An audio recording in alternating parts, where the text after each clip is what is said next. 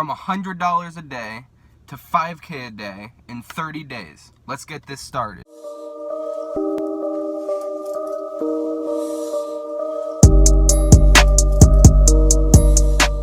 Okay, so before we get this video started, I just want to set the scene. So, dropshipping store. It's more of a brand, like it was a niche store, it wasn't a general store.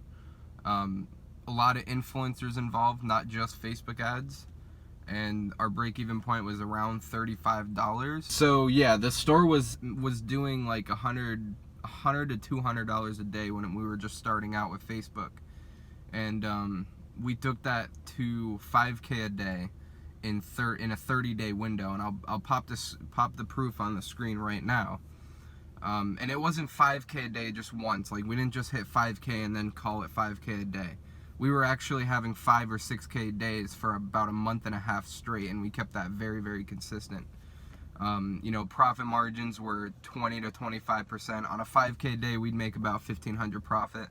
After processing fees, after product costs, and after ad spend. So you might be asking yourself, like, from $100 a day to $5K a day in 30 days, it's a little bit insane. Like, it's something that when I was first starting out, I was looking at YouTube videos and looking at what other people are doing, and I would see something like that, and I would be like, how the hell do you do that? Like, I didn't understand how one would even do that. Like, I was probably in the same exact position as you know, like, wanting to be able to do that, but you just, like, 100 to 5K a day, that's like, I'm not going to do the percentage, but that's a very big increase in a short amount of time.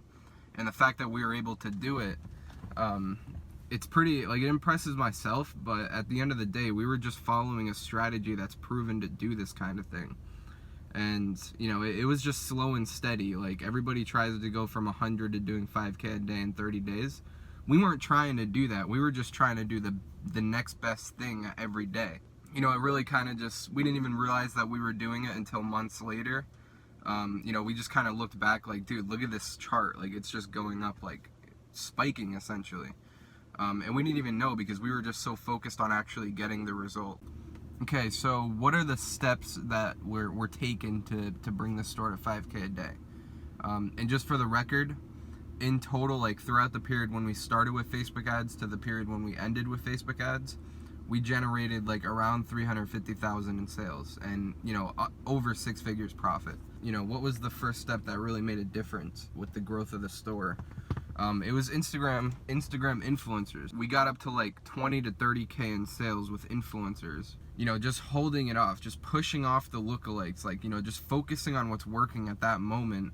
My client was able to absolutely destroy it with influencers, making a ton of profit, getting his brand name out there, you know, getting a bunch of customers that we can make lookalikes off of, a bunch of traffic, all that. But I think the main thing that made a difference was he waited to approach somebody to do his Facebook ads. Like, he stuck with Instagram influencers while they were working. Like, most people just go off and use influencers to get like 50 to 100 sales, and they want to rush into lookalikes right away because they see people like me who are doing so well with them. It's not really supposed to be that way. If you have something that's working, you literally want to drain that until you can't anymore, because it'll make the lookalikes so much better. The more data you have, the more powerful the lookalikes will actually be.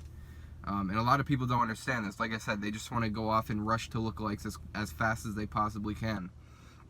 And it doesn't make much sense to me. Even I used to be that way. Like, let's do lookalikes, let's do lookalikes. But now it's like, I just want to drain the cold market as much as I possibly can. And yeah, lookalikes are cold market, but that's not what I'm talking about. Like, I have this deal right now where he came to me with like 12 sales. He's like, you know, how many sales do I need to make lookalikes? And I'm like, why does it matter? You have something that's working.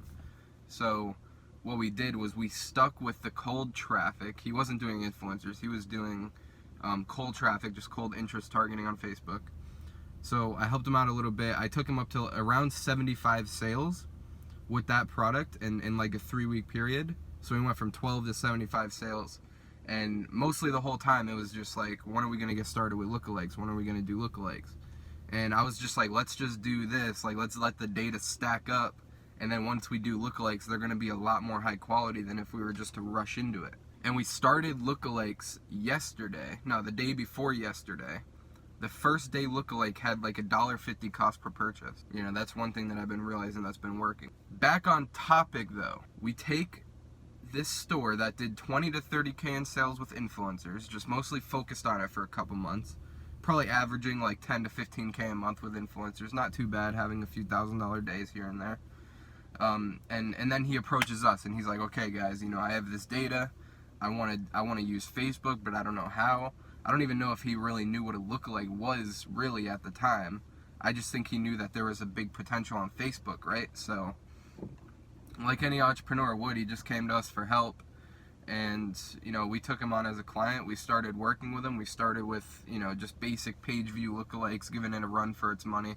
He actually did Facebook a tiny bit before, and it actually did really, really good. But he didn't know what he was doing. So he had an ad set that was literally tripling his money in profit, and he shut them all off. So we kind of had a foundation to work on, like, okay, this is what worked before. Now that we know what we're doing, we're not going to turn off something that's making us money. You know, we can build off of that. So, yeah, I mean, really just focusing on building a really solid foundation before you move to Facebook. If you're doing influencers and you find a winning product, drain the influencers. Like, just play the influencer game for like a month or two. Get as much data as you possibly can, because that's what's really valuable here. Like, everybody thinks that you could just move over to Facebook and it's so easy with lookalikes. It's really not. You know, tons of people who have like 100, 150 sales move over with lookalikes, and the lookalikes don't even work. They just suck. So, you know, most stores that I see that really take off with lookalikes, you know, they have 250, 300 sales that they can work with. And with that comes a lot of traffic, a lot of add to carts, a lot of all that stuff. So we started with lookalikes. We got everything going good. So we got like a good foundation. We were probably spending like $50 a day, you know, right out the gate. We just started a few different campaigns. And I mean, it was doing pretty good. You know, we were getting cost per purchases for about $10, and the break-even point was 30. So it was tripling money. We were profitable pretty much the first week. What we did was I created one new lookalike a day each campaign. So we had about 6 or 7 campaigns. I created one new lookalike a day. I wasn't trying to scale the shit out of it. You know, like everybody says, like, oh, let's scale it up to, you know, 5K a day. We weren't trying to do that. All we were trying to do is, like, what's the next best move that we can make to grow this company? And that was making one new lookalike a day. That way, if it didn't do well, we weren't out $300 for the day for testing a whole bunch of different shit. I made a video on this called No BS Shopify, calling out the 50 ad set a day strategy. So yeah, we just stuck with this process. We created one new ad set per day, and you know, within a couple weeks we were hitting $1,000 days. And then, you know, by the 4th week, like by the 30-day period, we had our first 5K a day. And it was very consistent, because the way that we build companies is slow and steady. We focus on consistency, profitability, and longevity. So like, we're not just trying to do like 250K in 1 month and then just like plateau out after that. We're trying to like have a slow and steady incline so that we can get everything set up on the back end as we're growing. You know, you don't want to just come out the gate doing, you know, 5K a day, because you have no back end set up. You haven't really tested that much with cross sells, upsells, all that different stuff. So we want, you know, we like to grow companies slower so that we can set all that up, so that by the time we're doing 5K a day, we get to spend a lot less to do 5K, because we just focused on the back end so much. More on that later. But yeah, so we just essentially created one new ad set a day per campaign. You know, we created more campaigns. By the time we were doing 5K a day, we had about 8 or 9 campaigns. So we were testing a lot, and we were doing all different kinds of lookalikes: page views, add to carts, initiate checkouts, purchases. And then right around when we started doing 6K a day, which was after the 30-day period, it was about 2 months in, we started really focusing on retargeting and cross-selling. And this is what made it a multi-6-figure company rather than just like a 6-figure company.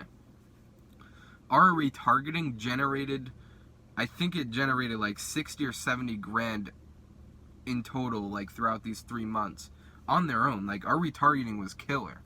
You know, we were getting cost per purchases for like $3 a piece on one of them, and it's a $30 margin. And the thing was making like 2 or 3 sales a day. It was amazing.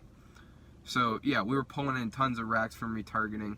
But we had a video, so we were doing all video view retargetings, like all pixel retargeting, engaged with Instagram page, engaged with Instagram post, engaged with Facebook page, engaged with Facebook post, all of them. And it was really crazy because it taught me a lot about retargeting, you know, how you can use different posts, different ad copies to get better results with the retargeting. So yeah, we just blew up the retargeting about 2 months in, like I said. And then, you know, we had my business partner, Dennis. He was focusing on email marketing, you know, like building abandoned checkout sequences, upsells, cross-sells in the actual emails. And we also did ManyChat marketing, which we ran ads for a giveaway where we would give away like one of our product a week. And we would get people into the ManyChat bot, and we would give it about a month to stack up some people. And then at the end of it, we would choose a couple winners. And then we would just basically say, like, hey, you didn't win. Well, to the people that didn't win, of course, we would basically say, like, hey, you didn't win, sorry, but you can go to our store and buy it. You know, you can go to our store and buy it with this coupon code. Like, thanks for entering for the giveaway. And that was massively profitable. And it still is profitable, even though we're not really spending money on it right now. Just because we have the people in a messenger bot and we can keep remarketing to them. So it's just like different things like that. And cross-selling, multi 5 figures generated with just cross-sells. No extra ad spend, just, you know, extra cross-sells just to squeeze more profit. Cross-sells are not really for the revenue. Like, you know, you're not supposed to really scale them. It was straight profit, like extra money in our pockets at the end of the day. And we killed it. Like, cross-selling is amazing once you hit that level. Like, once you have 5K a day, you add in another product that's similar and it just takes off right away. I think I added in one product and it was just some stupid thing and it generated 10K in its first month. And then I just duplicated that process. It keeps on doing like 10K a month. Just that one cross-sell. And then we have another one that's just banging. Like, it's probably doing a few $100s a day extra in sales as we speak. Yeah, I mean, all those different back-end things.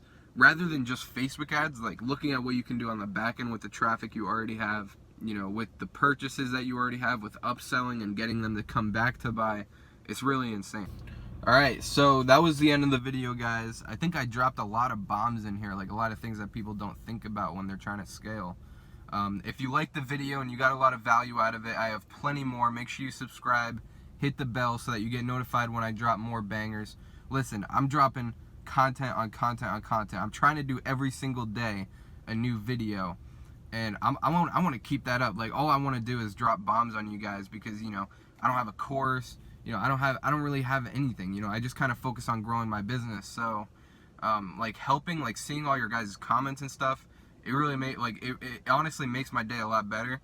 So, you know, if you want to see more content, definitely hit the subscribe button and hit that bell, man. Hit that bell. So yeah, I think this is it for today. This is Noah Brewer, Team Primitus, and I'm out. Peace.